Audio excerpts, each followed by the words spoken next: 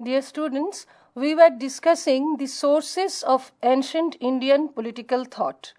Of these sources, two are most important. The first one is the archaeological sources and the second one is the literary sources.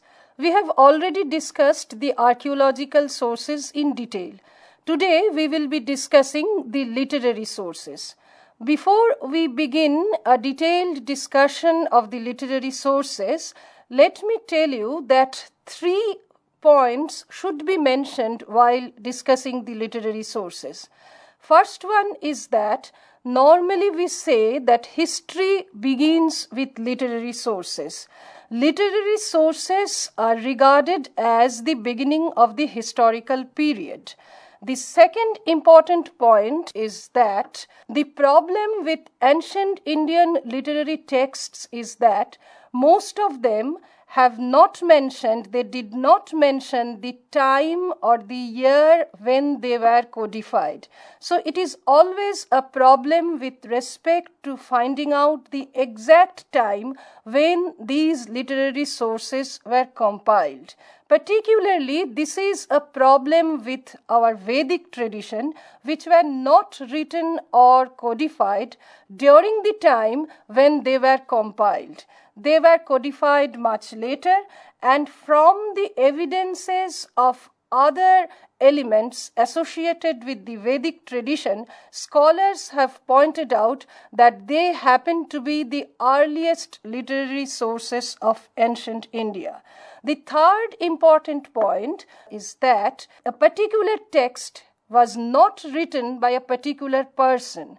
For instance, if I give you the illustration of Mahabharata, we find that at the initial period there were 800 verses in the Mahabharata, which was not called Mahabharata at that time. It was called Jaya, means the victory in connection with a warfare. Later on, several more verses were added to it. It became Bharata, consisting of 24,000 verses, which indicated that it was a story of a particular tribe or clan called Bharata.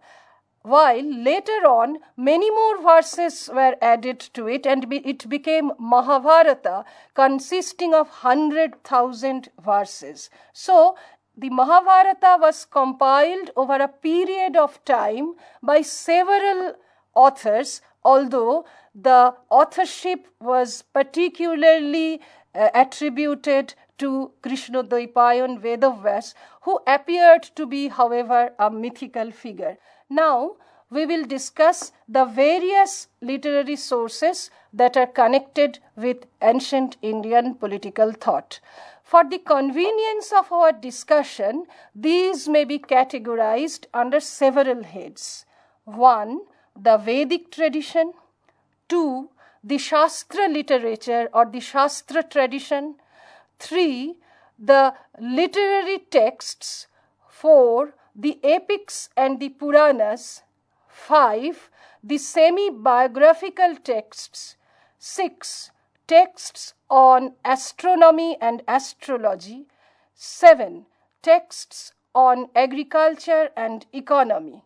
8. The Jain texts. 9. The Buddhist texts. 10. The texts belonging to the South India or the Deccan, to be precise.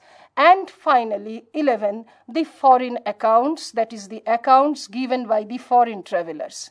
Let me discuss each of these sources in a detailed manner.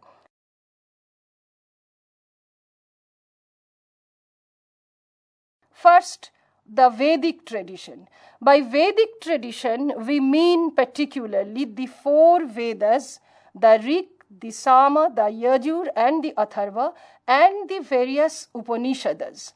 Now, the Rig Veda is considered to be the first written document belonging to ancient India. It is believed that it was written during the time from 1500 to 1100 BC, and the other Vedas followed the compilation of the Rig Veda. However, it is to be noted that all the Vedas and the Upanishads were primarily spiritual and religious in tradition. They used to give us the kernel of what is later known as the Hindu philosophy or Hinduism. But the social and the political history from which we can create an ancient Indian political thought is not so pronounced in the Vedic tradition, excepting perhaps the Atharva Veda, where various kinds of rituals, sacrifices, that is the yagyas, have been mentioned. From this, we come to know that the kings during that period used to perform various rituals and sacrifices, principally to bring the adjoining territories under his control and to bring welfare and happiness to his subjects. So, apart from the Atharva Veda, the entire Vedic tradition is not so important so far as the social and political history of ancient India is concerned. Perhaps the more important source are the Shastra tradition. By Shastra tradition, we principally mean the three kinds of Shastras. The first one is the Dharma Shastra, the second one is the Artha Shastra, and the third one is the Kama Shastra. By Dharma Shastra, we principally mean the books and the sources which were legal in character or which were legal writings. Dharma Shastras principally consist of two kinds of sources. One is the Dharma Sutras and the second is the Smriti Tradition or the Smriti literature, which is believed to be consisting of 18 Smritis written in different periods of time. The Dharma Sutras or the legal writings are very important so far as the concept of justice is concerned, the dispensation of justice, the way justice was delivered by the king, the way legal disputes were brought to the royal court, and the way the people who became guilty or who were found to be guilty received punishments from the kings. So the Dharma Sutras were principal sources so far as the construction of the social and political history of ancient India is concerned. Within the Shastra tradition, that is within the Dharma Shastras, we also include the different Smritis. The earliest of these Smritis was codified by Manu, which is called Manu Smriti. The Manu Smriti is very important so far as the construction of the structured Hindu society is concerned. Manu Smriti gave us different directives or different prescriptions regarding how the people of in ancient India should behave, how they should receive their rights from the monarch, and more importantly, how they should perform their duties towards the king. However, there were also other Smritis written later in the period of time, like the Smriti of Yagyavalkya, the Smriti of Brihaspati, the Smriti of Narada, and so on. So, this is principally the Dharma Shastras consisting of the Dharma Sutras on the one hand and the Smriti literature on the other. Within the Shastra tradition, next comes the Artha Shastra. The Artha Shastra of Kautilya is the most important of this tradition. The Artha Shastras in general codify the economic and the trading aspects of the state. But the Kautilyan Artha Shastra is particularly important because it is not a descriptive text in general. It is more a kind of a prescriptive text where the author prescribes something, gives certain sermons to the young prince, the Yuvaraja, so that he could become a very successful king later on. So, the Arthashastra of Kautilya is one of the major sources of the ancient Indian political thought to recreate the economic and the social history of ancient India. Regarding the other Shastra that belongs to the Shastra tradition is the Kama Shastra, which was written much later than the Arthashastra of Kautilya. The Kama Shastra of Vatsayana is the most important of all the Kama Shastras, and it particularly discusses the position of women in society, the role of the subjects in the creation of a society, and so on.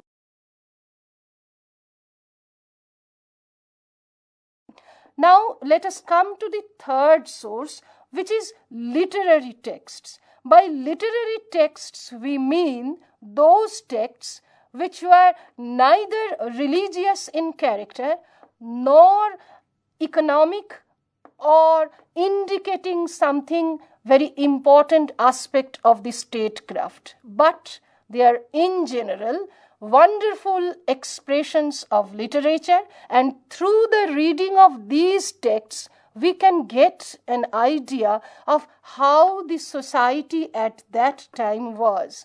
Of the literary texts, we can mention the three very important texts of Kalidasa, the Avigyana Sakuntalam, the Meghadutam, and the Raghuvangsam. Similarly, we mention the works of Shudraka or the works of Vishakhadatta. We may also include the grammar and the linguistic texts that were developed in that time, particularly the text developed by Panini. So, these constitute the principal literary sources of ancient India. Now, coming to the fourth important literary source, that is the biographical or the semi-biographical texts. By biographical and semi-biographical texts, we mention principally the Harsha Charita written by Banavatta during the later part of the ancient Indian time frame. But from that book, we get a wonderful idea of how the state was run by Harsha during his time. So, this is an important biographical or semi-biographical text. Another very important source belonging to this tradition is the Raj Tarangini written by Kalhan. Raj Tarangini principally discusses the activities and the performance of a stream of kings belonging to the Kashmir region. So, this constitutes a very important source of ancient Indian political thought, which is normally not discussed within this area. The next important source is the epics and the Puranas. The epics mean the two very important epics of ancient India, the Ramayana and the Mahabharata. The Ramayana is considered to be written a bit earlier than the Mahabharata. Like the Mahabharata that I have discussed already, Ramayana is also not written by any single person. Normally, it is thought that Valmiki has written the Ramayana, but actually it has been found that Valmiki wrote the very important or the basic story of the Ramayana. Later on, other scholars added to it, and it became the Ramayana, the epic, by the hands and by the writing skill of all those scholars. Now, through the Ramayana, we get a very clear picture of the victory or the journey of the Aryans over the Dasas or the Dasyus or the non-Aryans during that time. We find that how the Eastern Indian people were depicted in the Ramayana as the Vanaras or the Vanarasenas. That means that they did not belong to the Aryan tradition. Likewise, people living at that time at Lanka or the southern part of India also did not belong to the Aryan culture or the Aryan civilization. So it is principally a story of the victorious march of Rama, who belonged to the Aryan tradition and civilization over the Dasas or the Dasyus or the non-Aryans. At the same time, we get a picture of the position or the role of the woman that they had during that period. So Ramayana gives us a wonderful expression of the society from which we could very well recreate the social, economic and political history of ancient India.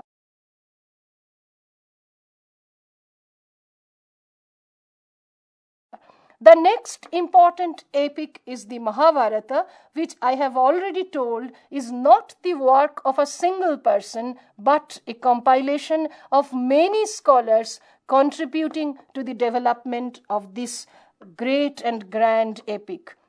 However, it should be mentioned that Mahabharata can be analyzed from several perspectives. While on the one hand, it denotes the war or the major kinds of warfare that were going on during that period between two rival groups belonging to the same kinship tradition. At the same time, Mahabharata gives us a kernel of the Hindu philosophy, which is written in a part of the Mahabharata called the Srimad Bhagavad Gita. So we get various aspects from the epic Mahabharata. Apart from the epics, the Puranas also used to give us various aspects of ancient Indian political thought, and the Puranas, like the Smriti literature, are considered to be consisting of 18 parts, or there are 18 Puranas from which we used to get different dimensions of the ancient Indian society. Next, we come to the texts on astronomy and astrology. Surprisingly, we find that the astronomical science, although maybe in its very rudimentary form, was present in ancient Indian political thought. The greatest illustration of this is the writings of Varaha Mihira, who gave us a total cosmological understanding, and from that we know that people even during that time had a kind of understanding with the planet Earth, with the sun, which was their principal god of worship, which they called Vivaswan or Bhaskara. But from an overall understanding, we find that the astronomical aspects of the knowledge was quite present to the people even at that time. Next comes the source on agriculture and the economic aspects. The agriculture and the economic aspects can be found from the books like Krishi Parashara, which was written a bit later during the later part of the ancient period, almost touching the Middle Age, but still we find that people during the 8th and 9th century AD were quite competent to develop a very advanced kind of agriculture, which definitely gave a boost to the economic resources of their state, of their polity, and of their existence.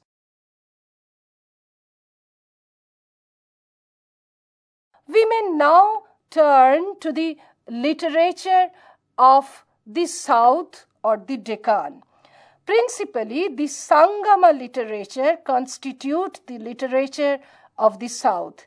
Actually, within the Tamil region during the ancient period, there were several assemblies of poets which were referred to as the Sangama assemblies, and from those assemblies, the poets, they used to give their commentaries on the statecraft, on the polity, on the economy, and on the social fabric, particularly of the Tamil region or the region which we call the Dakshinatya or the Deccan.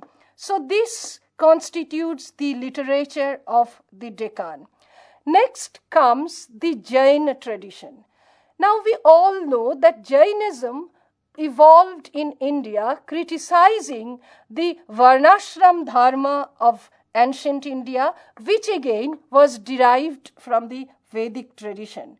The Jainas, they criticized the severe casteism and the social stratification that Indian society had during that time.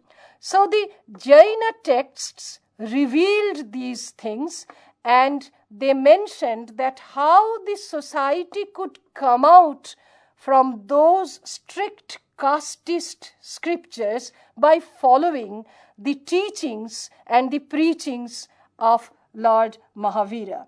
The most important Jaina texts are called the Agama literature, and within these texts we find various kinds of informations, not only religious or prescriptive, but about the condition of the people who were downtrodden, in the sense that who belonged to the lowest strata of the caste hierarchy, who were the untouchables, the kind of treatment that the upper castes or the upper varnas they used to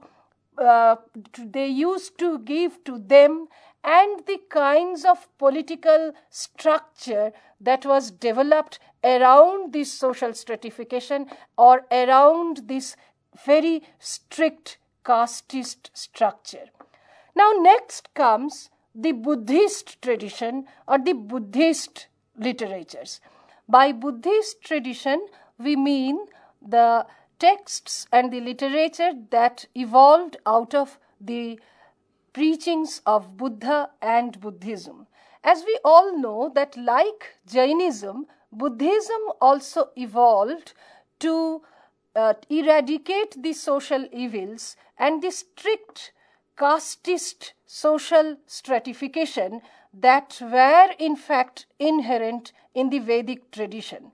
So Buddhism appealed to the common people and had a quality of equality that it wanted to prescribe to all.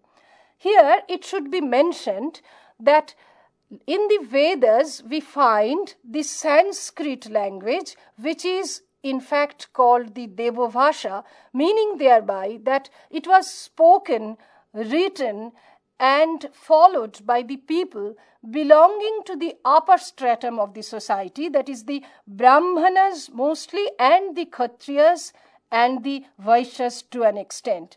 So when Jainism and Buddhism later on challenged the Vedic principles and recommendations, they also thought that Sanskrit should not be followed in their preachings. So they in fact started to document their preachings and teachings in Prakrit and in Pali. The Jain texts were mostly written in Prakrit, while the Buddhist texts were mostly written in Pali. The Buddhist texts were basically three in number: the Sutta Pitaka, the Vinaya Pitaka, and the Abhidhamma Pitaka. The Sutta Pitaka consisted of the preachings and teachings of Buddha. The Vinaya Pitaka consisted of the rules and regulations that were to be followed by the monks who became an important part of Buddhism. And finally, the Abhidhamma Pitaka consisted of ideals and principles that were to be followed by the common people. Now, within the Sutta Pitaka, two Pitakas are most important. One is the Dighanayaka and the other is the Khuddaka Nayaka. Now, the Dighanayaka talks about the economic and the trading aspects of the people engaged in that time. So, from Dighanayaka, we get an idea of the economic and social history of that time. On the other hand, the Khuddaka Nayaka, that in fact consisted of the Jatakas or the Jataka stories, which consisted or constituted an important aspect of Buddhism as a spiritual philosophy. Now, finally, we come to the accounts of the foreign travelers, which is normally described as the foreign accounts within these literary sources. Now, of these foreign accounts, the most important are basically three. One is the account of Megasthenes, who visited the court of Alexander at that time, and his writings, we know it is the Indica, and from there we get to know the picture of India belonging to that particular time, that is the something around the pre-Mauryan, early Mauryan period. On the other hand, the two other major foreign accounts came a bit later. One is that of Fahian, the early 5th century AD, and the other is the writings of Huensang belonging to the 7th century AD. So these foreign accounts help a lot in constructing and reconstructing ancient India for two very important reasons. One is that they were not written from within, that is, they were not written by Indians who might have some kind of bias in their writings, but these foreign travelers with a distant eye, that is from outside, have written India, which we may call to an extent an authentic representation. And the second is that these accounts or these travelogues were not confined to a very particular region or within a very narrow region. They encompassed a large region, and from that we get to know the various activities belonging to ancient India and spreading over a comparatively large area. So these all constitute the literary sources of ancient Indian political thought.